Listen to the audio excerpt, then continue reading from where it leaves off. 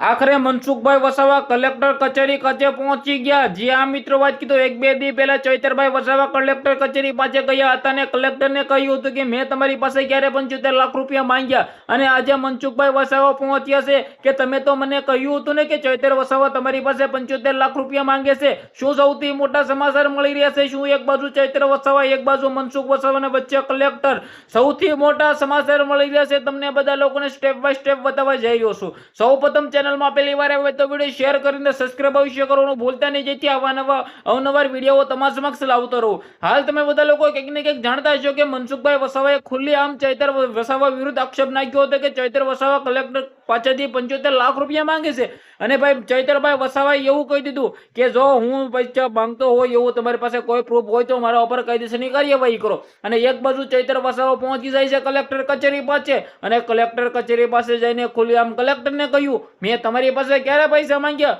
અને ભાઈ કલેક્ટર તો ના પાડી, તો ચૈતરભાઈ વસાવા સામે મનસુખ વસાવા તો ખોટા પડ્યા। અને આજે મનસુખભાઈ વસાવા કલેક્ટર કચેરી ખાતે પહોંચી ગયા, અને ક્યાંક ને ક્યાંક શું સૌથી મોટા સમાચાર મળી રહ્યા છે? આજે કલેક્ટર કચેરી ખાતે પહોંચતા જ ક્યાંક ને ક્યાંક મિત્રો વાત કીધો જોયા જેવી થઈ છે। હાલ તમે બધા લોકો જાણતા છો કે ચૈતરભાઈ વસાવા, મનસુખભાઈ વસાવા ક્યાંક ને ક્યાંક આમ સામે આવતા હોય છે, પરંતુ આ વખતે શું થયું જોયા જેવું થયું છે। જ્યાં મિત્રો મનસુખભાઈ વસાવા તો ત્યાં સુધી કહી દીધું છે કે સરકાર મારી સામે નહીં જોવે, સરકાર મને મિત્રો વાત કીધો ન્યાય નહીં અપાવે તો હું ભાજપ છોડી શકું છું। તો ક્યાંક ને ક્યાંક આ મામલો ખૂબ જ ગરમાયો છે। શું સૌથી મોટો ધડાકો આવનારા ટાઈમની અંદર થાય છે? શું સૌથી મોટા સમાચાર આવનારા ટાઈમની અંદર આવશે? જે પણ માહિતી આવશે તમારા સમક્ષ પહોંચાડવાની જિમ્મેદારી મારી છે। તો ભાઈઓ સબસ્ક્રાઇબ અવશ્ય કરી નાખજો, વિડીયોને શેર કરવાનો છે, જેથી આવા નવા વિડીયો તમારા સમક્ષ લાવતો રહું। આજના વિડીયોમાંથી આટલી જ માહિતી, હોપ કે તમને ઘણી બધી સમજણ પડી છે। આપણે એક નવા ઇન્ટરેસ્ટિંગ વિડીયો સાથે મળી જશે। બધા લોકોને દિલથી ધન્યવાદ। વિડીયો અહીંયા સુધી જોવા માટે બધા લોકોને થેન્ક યુ, અને આવો નવો સપોર્ટ કરતા રહેજો, જેથી તમારો ભાઈ તમારા માટે વિડીયો લાવતો રહો।